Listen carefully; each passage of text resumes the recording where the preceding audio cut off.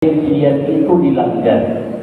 Itu kafir Quraisy, dilanggarlah perjanjian, kesepakatan. Akhirnya karena kafir Quraisy membatalkan perjanjian di antara Nabi, maka terjadilah perang yang namanya Fathu Mekah, perang penaklukan Mekah. Waqafan Nabi sallallahu alaihi wasallam bil bait. Nabi tawaf di Baitullah yaumal Jumu'ah, pada hari Jumat, li'ishrina min Ramadan, tepatnya pada tanggal 20 bulan Ramadan. Jadi tanggal 20 bulan Ramadan berarti Mekah sudah ditaklukkan. Karena ketika Fathu Mekah, Nabi dari Madinah ke Mekah itu membawa pasukan sebanyak 10.000. Ibaratnya apa? Prajurit atau pasukan sebanyak 10.000 dari Madinah datang ke Mekah. Dibagi dua. Nabi masuk jalan depan, Khalid bin Walid masuk jalan belakang. Jadi ceritanya Khalid bin Walid dah masuk Islam.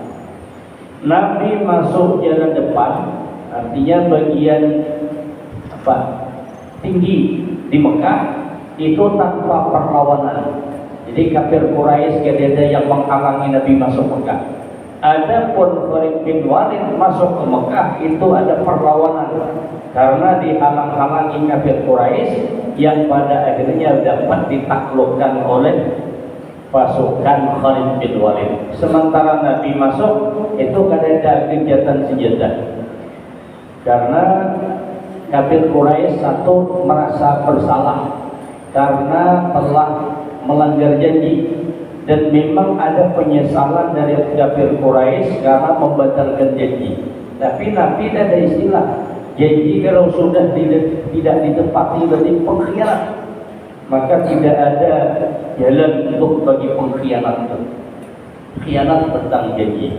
Tapi ketika Nabi datang ke Mekah memang tidak ada perlawanan, karena kafir Quraisy ada bacaan wanita itu. Karena Nabi datang bawa pasukan sebanyak 10.000.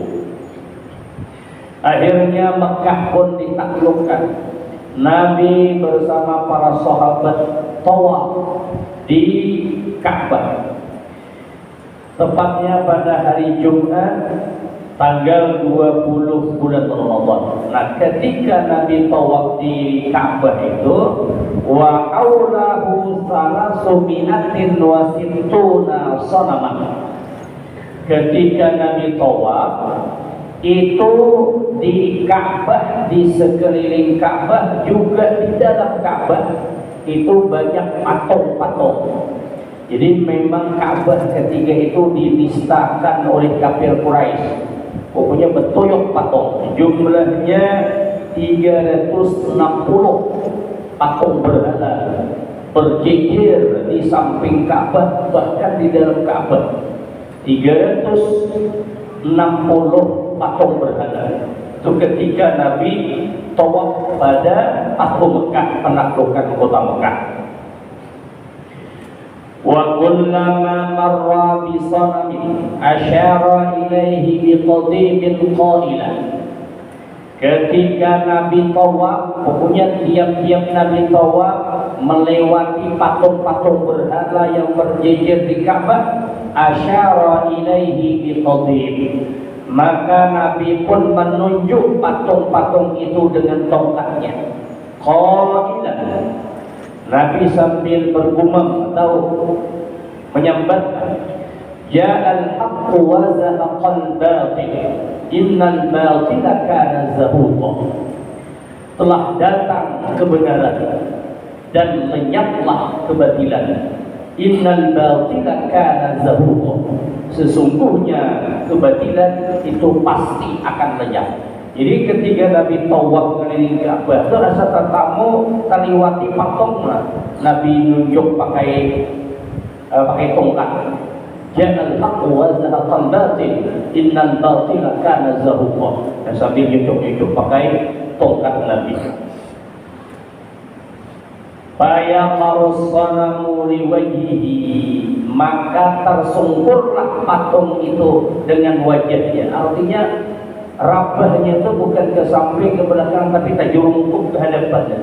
Jadi ketika Nabi tunjuk patung itu dengan tongkat Nabi sambil Nabi membaca firman Allah, Ja'al haqq wa zahaqal batil innal batila kana zahuqa. Akan tiap-tiap patung yang ditunjuk Nabi itu tersungkur semuanya patung itu dengan wajahnya. Kalau bahasa kita tajurungkuk berdan patung. Rabahnya itu bukan ke belakang atau ke samping, tapi ke depan. Wajah patung. Maka semua patung yang ada di samping-samping Ka'bah maupun di dalam dihancurkan semuanya. Ya, setidaknya jumlahnya 360 patung berdiri. Belum lagi patung-patung yang ganal-ganalnya, tapi tidak di dekat Ka'bah. Wa fiha, pada tahun itu pula ada namanya patung Manat, Uzza, Suwak. Nah, ini nama-nama patung sesembahan masing-masing kabilah itu punya Tuhan masing-masing. Jadi memang bujur juga dianggap masa jahiliyah. Jadi masing-masing kabilah, masing-masing suku berisi Tuhan masing-masing. Lata, Uzza, Manat. Menang suki harap dia patungnya sebenarnya. Menang susah, kalau ibarat kita ke kayu pulai ditaruh diulah patung. Tetapi menang suki-suki dihiasnya dengan intan permata emas. Jadi yang mana suki harap dia Tuhannya. Nah mana susah hilang aja. Nah itu masa jahiliyah, masing-masing berisi patung berhala sesembahan. Maka semua patung-patung itu pun dihancurkan, dirobohkan. Ada yang namanya Manat, Uzza, Hubal, Suwak. Nah itu ganal-ganal patung, robohkan semuanya. Nah jadi yang namanya masa jahiliyah kan timbul pertanyaan. Nabi diutus di masa jahiliyah, berarti di masa-masa jahiliyah Nabi diangkat jadi Nabi itu dalam masih masa jahiliyah di Mekah. Timbul pertanyaan, jadi kapan masa jahiliyah itu habisnya? Yaitu ketika penaklukan kota Mekah. Berarti tahun yang ke-8 Hijriah penaklukan kota Mekah, habislah ketika itu masa jahiliyah. Berarti sebelum itu masih masa jahiliyah. Jadi kalau ditanya masa jahiliyah itu kapan habisnya? Ketika penaklukan kota Mekah. Mekah dikuasai kaum muslimin, habislah masa jahiliyah. Nah, sebelum Mekah ditaklukkan itu masih masa jahiliyah di Mekah itu.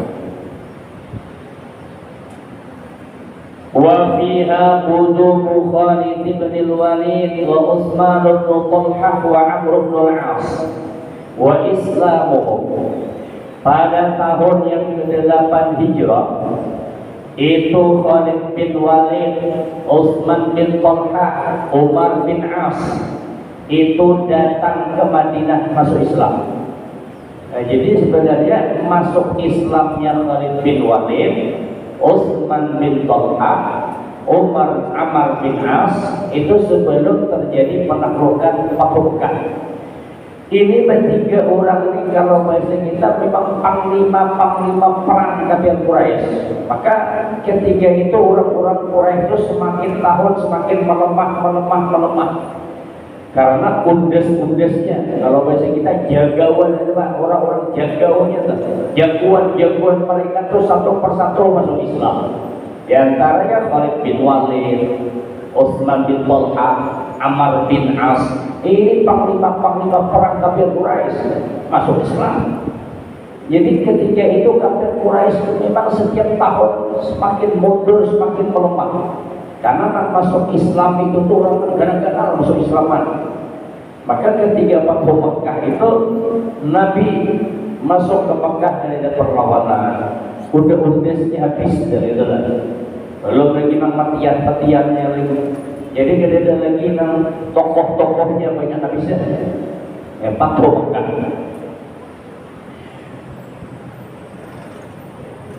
wa fiha ghazwatu Hunain. Pada tahun yang ke-8 terjadi yang namanya perang Hunain. Jadi perang Hunain itu sebuah lembah. Perang Hunain ini masih ada suku-suku Arab yang belum masuk Islam. Ada dua suku besar, yaitu kabilah Saqif dan kabilah Hawazin, beserta kabilah-kabilah kecil lainnya. Jadi mereka sepakat hendak menyerang kaum muslimin. Jadi dua kabilah besar, kabilah Saqif dan kabilah Hawazin beserta kabilah-kabilah kecil lainnya, Arab-Arab Badui, dikumpulkan semuanya. Tujuannya hendak memerangi kaum muslimin. Dan ketika itu bukan tanggung-tanggung mereka. Yang ikut perang Hunain itu dari kabilah Saqif dan Hawazin itu semuanya dibawanya. Orang tua, istrinya, anak-anaknya, harta benda dibawa semuanya. Jadi anak bininya dibawa, harta benda yang masih bisa diangkut dibawa semuanya dalam perang itu. Jadi tujuan pemimpin pasukan kabilah Saqif tujuannya ini kalau pasukan ini hartanya dibawa, anak bininya dibawa, mau tidak mau dia akan berperang. Kalau seandainya dia lari dari medan perang, ya pak anak bini, ya pak harta, maka harta diangkut saja. Nah itu strateginya supaya pasukannya itu tetap bertahan dalam peperangan, jangan sampai bukan. Karena kalau seandainya bukan, banyak pikiran, anak bini tertinggal, harta semuanya nang berisi unta, berisi kambing sampai ratusan dibawa semuanya. Itu cara mereka supaya pasukan mereka bisa bertahan. Nah itu perang Hunain. Jadi perang Hunain ini memang perang yang dahsyat karena musuh membawa anak-anak bininya semuanya, termasuklah ketika itu di kabilah Hawazin itu ikut serta ibu dan bapak susuan Nabi, yaitu Halimatus Sa'diyah. Halimatus Sa'diyah suaminya, anak-anaknya umpat ke perang, yang nanti pada akhirnya dalam perang itu mereka bisa dikalahkan. Halimatus Sa'diyah beserta suami dan anak-anaknya ditawan dan pada akhirnya masuk Islam. Kalau istilahnya itu atasan nyuruh badal, mereka ada yang berperang, cuman pemimpin mereka nyuruh kalau pada mau batal. Itu perang Hunain. Jadi dalam perang Hunain itu kaum muslimin itu membawa pasukan banyak. Itu jumlahnya mempersiapkan pasukan Asyaratul Alaf 10.000. Jadi 10.000 pasukan. Itu orang Madinah 10.000, kemudian 2.000 dari orang Arab Mekah yang baru masuk Islam, karena Fathu Mekah itu banyak yang masuk Islam.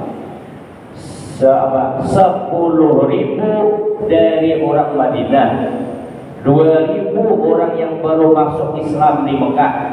Kemudian ada 80 orang yang masih musyrik, belum masuk Islam, tapi ikut serta perang. Karena memang ketika itu perang itu sudah perang suku lah ibaratnya.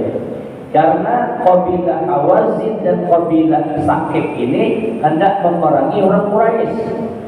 Karena orang Quraisy ini memang suku kuat, kemudian pantang ya diserang. Jadi orang-orang yang masih musyrik itu tetap mempertahankan kesukuan sambil juga hendak melihat bagaimana kaum muslimin itu berperang. Jadi saking banyaknya pasukan, berarti kalau dihitung itu 12.080 Nabi bawa pasukan. Nah ada sahabat ketiga itu banyaklah yang istilahnya ungah lah dengan pasukan banyak. Di antara mereka sampai berkata, lan nu'lamal yaum min qillah. Kita hari ini berperang ada bacaan kalah gitu. Karena kabilah sakit, kabilah Hawazin sedikit juga, kita ini banyak nih 12.000. Berharipan kita berperang, kita 300 dari musuh 1.000 kalah, kita 1.000 orang 3.000 kalah. Ini hari ini kita 12.000 pasukan musuh sedikit. Pokoknya pecahan menang kita, selolah gitu. Karena yang biasa-biasa berperang kita sedikit, musuh banyak kalah. Hari ini kita yang banyak, musuh sedikit, ada pecahan hanya menang. Sombong lah itu. Ketika sampai di Hunain, ketiga itulah kabilah Sakif dan Hawazin itu menghujani anak panah atau kalmatar seperti hujan.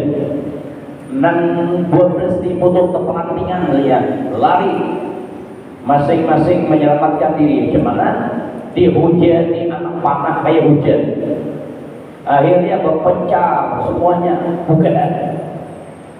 Yang masih tetap di lembah Hunain itu Nabi dan beberapa sahabat. Pokoknya dalam perang Hunain itu istilahnya sudah 75% dah kekalahan kaum muslimin, hampir kalah. Yang pada akhirnya turunlah bantuan, yaitu junudan lam yaruha, malaikat di peperang. Maka dalam pelantingan kabilah Hawazin dan kabilah Sakif. Akhirnya dalam perang itu dimenangkan kaum muslimin. Nah, dalam peperangan itu yang 80 kafir yang masih musyrik melihat begitu nyata peperangan kaum muslimin itu memang ada yang membantu gitu. Yang sudah 75% kalah tiba-tiba menang. Mereka melihat pertolongan Allah, maka masuk Islamlah banyak yang asalnya peperang hanya karena kesukuan. Sambil melihat juga bagaimana kaum muslim berperang, mereka melihat kaum muslimin itu perang memang ditolong, mereka pun banyak yang masuk Islam. Nah, kabilah Sakif dan Hawazin tadi banyak yang ditangkap, artinya ditawan. Kemudian harta yang banyak, ontanya, kambingnya, anaknya habis ditangkap semuanya. Selebihnya lari ke Taif. Maka dalam tawanan perang itulah ada tuh Halimatus Sa'diyah, suaminya, anak-anaknya akhirnya bertemu dengan Nabi masuk Islam. Dan mereka pun sebenarnya ikut berperang itu terpaksa, karena pemimpin kabilah mereka nyuruh harus turun. Wa ghazwatul Taif. Dan pada tahun yang ke-8 pula terjadi perang namanya perang Taif. Artinya pada perang Taif ini pasukan-pasukan dari perang Hunain, kabilah Sakif dan Hawazin melarikan diri ke Taif. Maka kemudian Nabi serang pulang ke Taif. Nah, di Taif itu rupanya mereka dalam sebuah benteng. Jadi kota dikelilingi oleh tembok, jadi benteng, dan Nabi pun tidak bisa menembus. Kurang lebih 18 hari Nabi mengepung dan tidak bisa masuk ke Taif karena mereka penjagaan ketat. Bahkan di benteng mereka itu ada pembeli ke rumah, mereka sudah membawa pasukan makanan cukup untuk setahun. Artinya kada payah begawi, kada payah mencari, tinggal menjaga benteng pertahanan itu 1 tahun cukup makanan yang dibawa mereka. Sementara kaum muslimin mengepung kan perlu biaya, perlu makan segala macam. Akhirnya 18 hari dikepung, mereka pun tidak mau menyerah. Maka ujar Nabi, berikan jalan lagi kita, namanya Pak. Bagi hebat itulah bahasa kita. Maka disitulah Nabi berdoa, Allahumma hdi Saqifan wahdi bihim muslimin. Ya Allah, tunjuki orang-orang Sakif, kabilah Sakif. datangkan mereka dalam keadaan masuk Islam. Nabi pun pulang. Ketika Nabi pulang, barulah mereka datang masuk Islam. Tuduhan Nabi itu perang Taif pada tahun yang ke-8 Hijrah.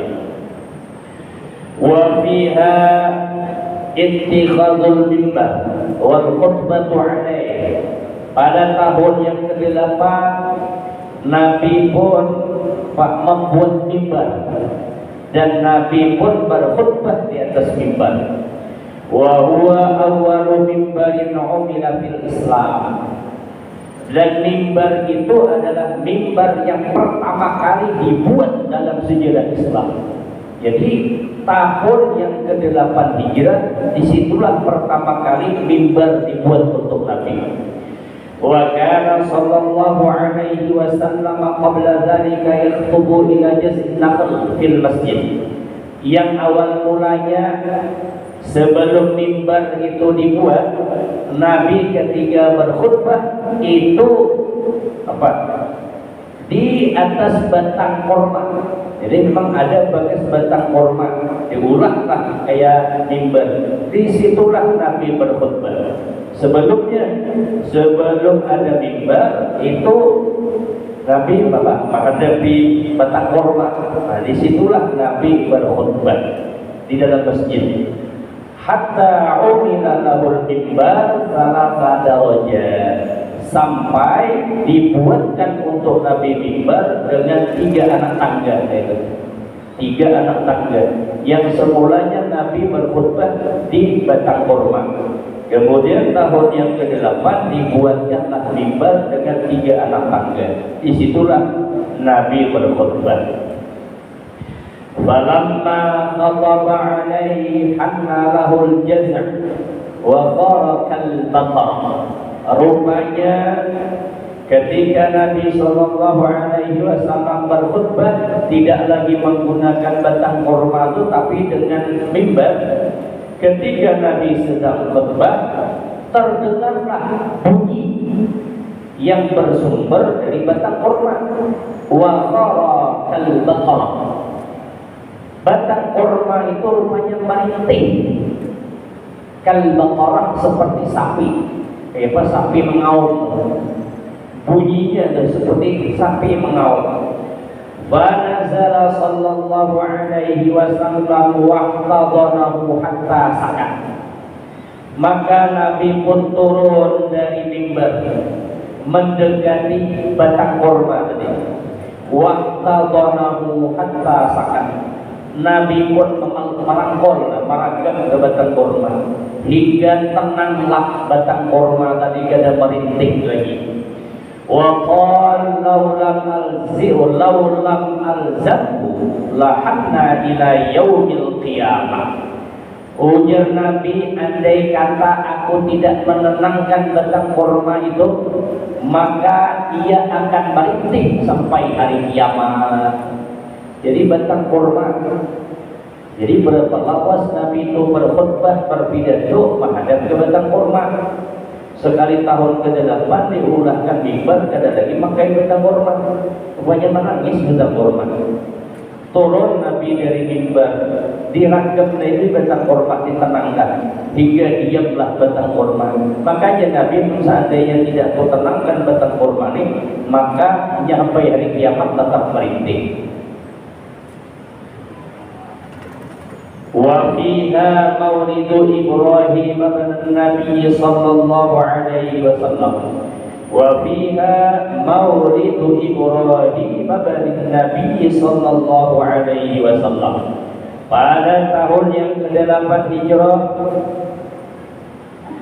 lahirlah anak Nabi yang bernama Ibrahim. Jadi Ibrahim. Wa wafatu Zainab bintuhu, dan pada tahun yang ke-8 pula wafat anak Nabi yang bernama Zainab. Jadi Ibrahim lahir, tapi anak perempuan Nabi Zainab meninggal dunia. Wa fiha wahabat saudatu yawmaha li Aisyah.